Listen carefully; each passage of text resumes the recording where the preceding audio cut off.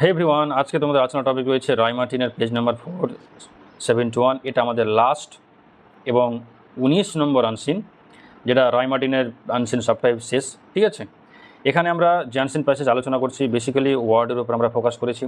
ওয়ার্ডের উপরে ফোকাস করার উদ্দেশ্য হচ্ছে এখানে আমরা সিনোনিম নিয়ে আলোচনা করেছি, যাতে তোমাদের ভোক্যাব পাওয়ারটা বাড়ে। আর ভোক্যাব পাওয়ার বাড়া মানে তোমাদের ইংরেজির প্রতি কনসেপ্টটা বাড়বে।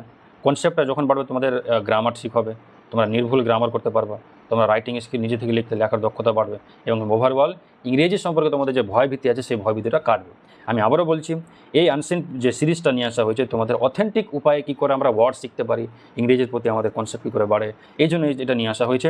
এখানে কোনো ভৌতাবাজি নয়, বিভিন্ন ইউটিউবে যেগুলো ভৌতাবাজি যেগুলো শেখানো হয় কীভাবে আনসিনগুলোর সমাধান করা যায়, এই যে ট্রিকের কী আছে, তুমি ওয়ার্ডের মানে পারলে এমনি তুমি সহজে তুমি অ্যান্সার করতে পারবে। ঠিক আছে, তোমাকে অথেন্টিক উপায় ইংরেজি শিখতে হবে এবং প্রত্যেকটা ওয়ার্ডের মানে তোমাকে শিখতে হবে। এই ট্রিকবাজি হেন তেন এই ভৌতাবাজি চুরিবাজি করে কোনোদিন এগোনো যায় না। ঠিক আছে, তো অথেন্টিক উপায়ে আমার সঙ্গে তোমরা অ্যানসিনটা পড়ো। আগামী তোমাদের আর যে টেক্সট পেপারে অ্যানসিনগুলো আসবে ওই সমস্ত অ্যানসিন ঠিক কীভাবেই তোমাদের সমাধান করব। আর দেখি আর অন্যান্য কোনো বই থেকে তুলসী বা দাফেন দত্ত কোনো বই থেকে যদি আমি অ্যানসিনগুলো পাই তো ওখান থেকেও তোমাদের সমাধান করার চেষ্টা করব, যাতে তোমাদের ভোকাব পাওয়ারটা আমি বাড়াতে পারি। ভোকাব পাওয়ারটা বাড়া মানে কি, ইংরেজির প্রতি তোমার এমনিতে অটোমেটিকলি একটা ডিপনেস, একটা কনসেপচুয়াল ব্যাপারটা ক্লিয়ার হয়ে যাবে, তোমাদের ইংরেজি বিষয় নিয়ে ভয়টাও কাটবে। ঠিক আছে, তো আজকে আমাদের দেখো লাস্ট যে টপিকটা আলোচনা করি, বলেছে লেপার্ড। লেপার্ড মানে কি চিতাবাঘ, লেপার্ড কাব, তাহলে চিতাবাঘের বাচ্চা। অ্যাপ্রক্সিমেটলি সম্ভবত, ঠিক আছে, মানে অনুমান লাগানো হচ্ছে অ্যাপ্রক্সিমেটলি 8 months ওল্ড, তার বয়স কত, 8 বছর।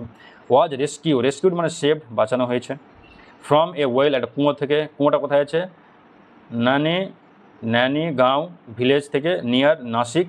ঠিক আছে, লেট মানডে নাইট। ঠিক আছে, লেট মানে খুব দেরি করে বলতে দেড় রাত্রে, মানডে নাইট, মানডে মানে সোমবারে রাত্রেবেলা করা হয়েছে। দ্য ফরেস্ট ডিপার্টমেন্ট, এই ফরেস্ট ডিপার্টমেন্ট লঞ্চ করেছিল। ঠিক আছে, কী লঞ্চ করেছিল, 3 hours রেস্কিউ অপারেশন। ঠিক আছে, যে রিলিফ রেস্কিউ মানে রিলিফ হতে পারে, সেভ হতে পারে। ঠিক আছে, উদ্ধার কার্য আর কি অপারেশন চালিয়েছিল। Being alerted by the local villagers. ঠিক আছে, অ্যালার্ট করেছিল, সতর্ক করেছিল, ওয়ার্নড করেছিল লোকালরা যে তারা একটা চিতাবাঘের বাচ্চা দেখতে পেয়েছে, সেই শুনে তারা চলে এসেছে। অফিসিয়াল মানে যে সমস্ত লোকরা অফিসে কাজ করে, official believe that the cub may have fallen into the well. তারা মানে কীভাবে হয়তো পড়েছে, অনুমান করেছে যে কুয়োর মধ্যে কীভাবে পড়েছে। যখন অ্যাকম্পেনিং মানে সাথে, ঠিক আছে, উইথ কারোর সাথে, it's mother in search of prey মানে টু হান্ট, মানে শিকার করার খোঁজে যখন হয়তো মায়ের সঙ্গে গেছে তখন এই বাচ্চাটা কী করেছে, কুয়োতে পড়ে গেছে।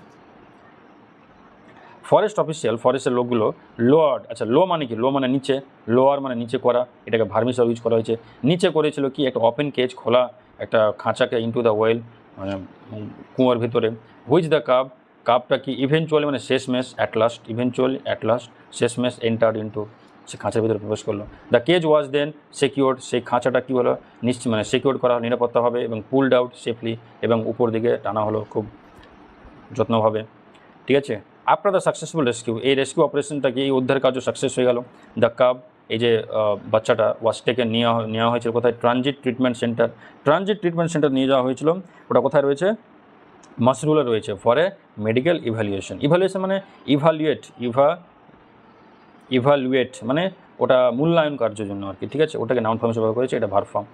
তাহলে অথরিটিজ নোটেড দ্যাট, অথরিটি আরও লক্ষ্য করেছিলেন বা পয়েন্ট আউট করেছিলেন, that the cub will remain, এই যে বাচ্চাটা থাকবে, at the centre for now, এখনকার মধ্যে এখানেই থাকবে। এ ডিসিশন, একটা হচ্ছে ডিসিশন নেওয়া হবে রিগার্ডিং কার জন্য, রিলিজ মানে আবার ফিরে পাঠানোর জন্য, ইনটু দ্য ওয়াইল্ড মানে ফরেস্ট, বনে পাঠানোর জন্য একটা কি, একটা ডিসিশন নেওয়া হবে। Will be made by senior official, মানে যারা সিনিয়র যে সমস্ত ব্যক্তি রয়েছেন তাদের একটা ডিসিশন নেওয়া হবে। ঠিক আছে, এই ছিল আমাদের লাস্ট আনসিন। আশা করি তোমরা আনসিনের মধ্যে অনেক কিছু শিখতে পারলাম। আমরা এখানে ইম্পর্টেন্ট ওয়ার্ডগুলো লিস্ট আউট করেছি, তাই না, যাতে তোমাদের পরবর্তীতে এই ওয়ার্ডের ভোকাব পাওয়ারটা তোমাদের বাড়াতে পারি, তোমাদের ইংলিশ সম্পর্কে কনসেপ্টটা ক্লিয়ার করতে পারি। এই ওয়ার্ডগুলো অবশ্যই তোমরা পড়ো। আমি বারবার করে বলি, যে এই 19খানা আনসিন ভালো করে পড়েছে সে পরবর্তী যে মাধ্যমিক পরীক্ষাতে আনসিন আসুক না কেন, বা আর বিভিন্ন ক্ষেত্রে তোমার ইংরেজি পড়তে অন্তত অসুবিধা হওয়ার কথা নয়। এই 19টা টপিকের মধ্যে দিয়ে আমরা প্রায় 1000 থেকে বেশি ওয়ার্ড কিন্তু আমরা শিখে ফেলেছি। ঠিক আছে, এর অ্যান্সারগুলো এখানে করে দেওয়া হয়েছে, তোমার পিডিএফটা নিয়ে নাও। ঠিক আছে, পিডিএফটা তোমরা পেয়ে যাবা, উপরে দেওয়ার নম্বরে তোমরা হোয়াটসঅ্যাপ করো, পেয়ে যাবা। এই পিডিএফটা আমি একটা অ্যামাউন্ট রেখেছি, কত, 99 রুপিজ। ঠিক আছে, এখানে তোমরা 19টা পিডিএফ পাবা, এবং 19টা পিডিএফের মাধ্যমে 19টা আনসিন আলোচনা করা হয়েছে, এবং তার সঙ্গে সঙ্গে তোমরা প্রায় 1000টা প্রায় ওয়ার্ড তোমরা এখান থেকে শিখতে পারবা আরামে। ঠিক আছে, তাছাড়া আজ যদি তোমাদের কোনো কোয়ারি থাকে তো কমেন্ট সেকশন অবশ্যই জানাও, তোমাদের কোয়ারি অবশ্যই শোনা হবে।